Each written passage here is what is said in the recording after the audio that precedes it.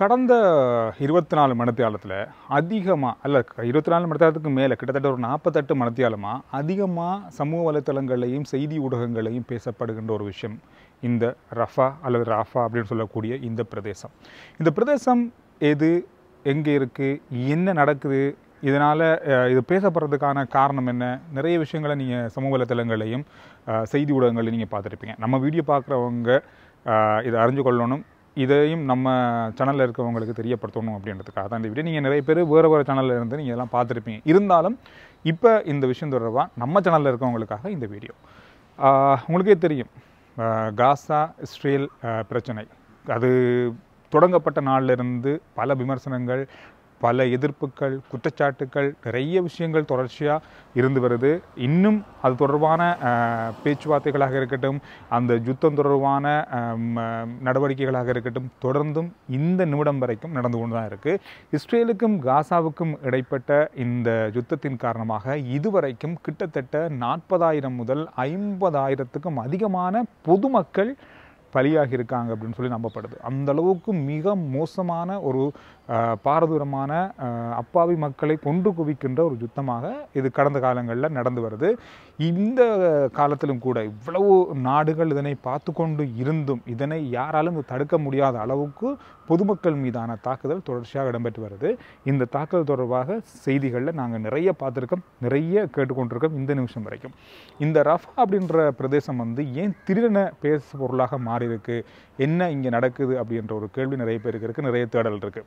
அதாவது காசாவினுடைய தெற்கு பிரதேசம் தான் இந்த ரஃபா அப்படின்னு சொல்லக்கூடிய இந்த பிரதேசம்.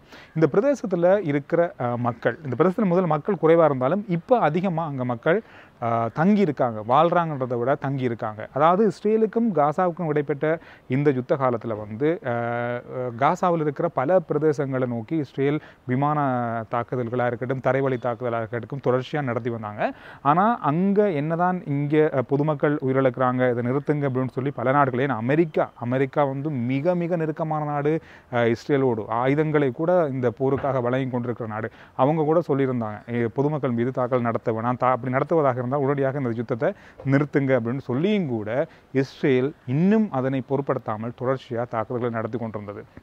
ஒரு கட்டத்துக்கு மேலே இஸ்ரேலே சொல்லியிருந்தது, சரி ஓகே, நீங்கள் நாங்கள் பொதுமக்கள் மீது தான் தாக்குதல் நடத்துகிற குற்றச்சாட்டு எங்களுக்கு இருக்குது, நாங்கள் உங்களுக்கான ஒரு இடம், அதாவது இப்போ காசாவினுடைய தெற்கு பிரதேசமான இந்த ரஃபா பிரதேசத்துக்கு நீங்கள் போங்க, அங்கே நாங்கள் எப்போவுமே தாக்குதல் நடத்த மாட்டோம் அப்படின்ற ஒரு செய்தியை கொடுக்குறாங்க. ஆனால் அவங்க அந்த செய்தியை கொடுத்ததுக்கு பிறகு அந்த பொதுமக்கள், அங்கே இருக்கிறவங்க மக்கள் எது போனாலும் பரவாயில்ல, நம்மளோட உயிர் மட்டும் மிஞ்சினா போதும், பிள்ளைகள் எல்லாத்தையும் கூட்டிக் கொண்டு அந்த ரஃபா பிரதேசத்துக்குள்ளே போகிறாங்க. குடியமர்றாங்கன்னு சொல்ல முடியாது, அங்கே போய் தங்கி இருக்கிறாங்க. கூடாரங்கள், இந்த பொலித்தீன் கவரால் அமைக்கப்பட்ட வீடுகள், இந்த மாதிரியான முடிஞ்சளவு அவங்கள தங்கக்கூடிய, சும்மா தூங்கக்கூடிய அளவிலான வீடுகள் அமைச்சு அங்கே தங்கியிருந்தாங்க.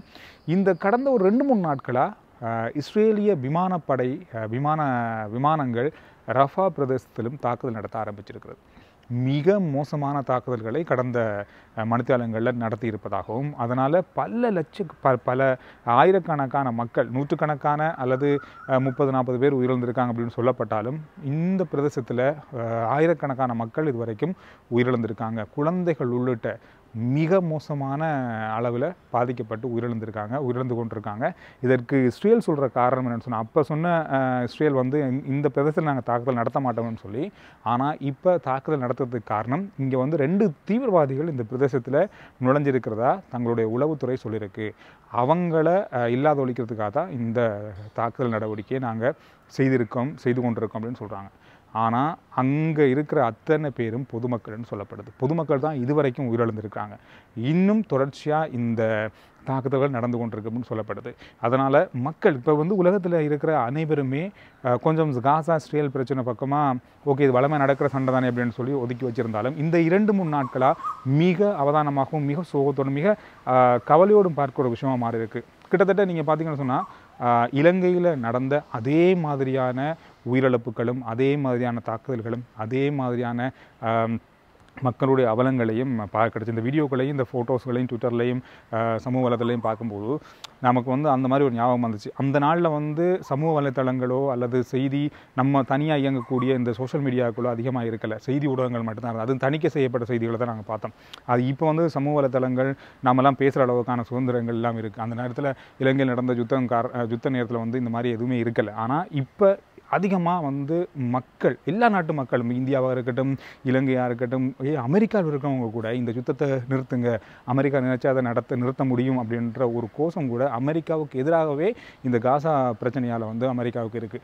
ஆனாலும் அமெரிக்கா ஏன் இதுவரைக்கும் இஸ்ரேலுக்கு இந்த மாதிரி இல்லை நிறுத்துங்கன்ற அளவுக்கு கூட சொன்னாலும் இஸ்ரேல் அதனை பொருட்படுத்தாமல் நடந்து கொண்டிருப்பது என்பது ஆச்சரியத்துக்குரிய விஷயமாகவே தொடர்ந்தும் இருக்குது. இதில் இன்னொரு வேடிக்கையான விஷயம்னு சொன்னால், காசா பக்கம், அதாவது இந்த தெற்கு பிரதேசமான ரஃபா பக்கம் நடத்தப்படுகின்ற மக்கள் மீது நடத்தப்படுகின்ற இந்த தாக்குதலுக்கு பயன்படுத்தப்படுகின்ற ஆயுதமே அமெரிக்காவால் கொடுக்கப்பட்ட ஆயுதங்கள் தான். இதெல்லாம் ஒரு மிகப்பெரிய ஒரு கவலைக்குரிய விஷயமாக மாறி இருக்குது. அமெரிக்கா வந்து இரட்டை விடம் போடுது அப்படின்ற பல குற்றச்சாட்டுகள் இருக்குது. பார்க்கும்போது உண்மைதான் போல இருக்குது. அந்த அளவுக்கு இருக்குது. நினைச்சா அமெரிக்காவால் இந்த யுத்தத்தை உடனடியாக அடுத்த செகண்டே நிறுத்த முடியும். அதையும் நடத்த முடியாமல், அதையும் வந்து செய்ய முடியாமல் நிறுத்துங்கன்னு சொல்லும் மக்கள் உயிரிழக்கிறாங்கன்னு தெரிஞ்சும் கூட இன்னும் அத்தனை உலக நாடுகளும் பார்த்து கொண்டிருப்பது என்பது தெரியலை, ஒரு வேடிக்கையான ஒரு மிக கவலைக்குரிய விஷயமாக மாறி இருக்கிறது. நீங்கள் ட்விட்டரில் அல்லது சமூக வலைதளங்களில் அங்கே நடக்கிற வீடியோக்கள் அல்லது அதனுடைய ஃபோட்டோக்களை பார்த்திங்கன்னா தெரியும். பார்க்கவே முடியாத அளவில், கை கால் தலை எதுவுமே இல்லாத அளவில் சின்னவங்க கூட அந்த அளவுக்கு இருக்கிற காட்சிகளை பார்க்கக்கூடியதாக இருக்குது. இந்த விஷயந்தான் வந்து அதிகமாக சமூக வலைதளங்களில் பகிரப்படுகின்ற விஷயமாக மாறி இருக்கிறது. எனவே நம்ம வந்து இலங்கையை பொறுத்தவரை நிறைய செய்திகள் நாங்கள் நம்ம ரிப்போர்ட் சேனலில் தருவோம்.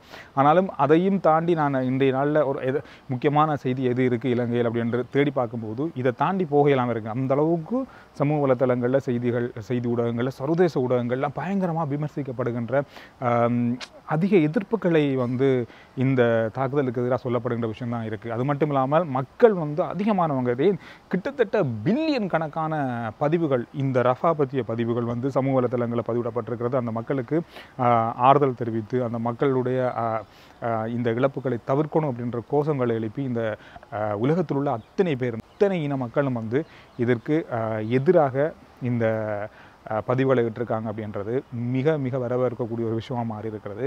பார்க்கலாம் அடுத்தடுத்த மணித்தியாலங்களில் என்னென்ன மாதிரியான விஷயங்கள் நடக்குது. உலகத்தில் வந்து பல விஷயங்கள் நமக்கு தெரியாமலே நடக்குது.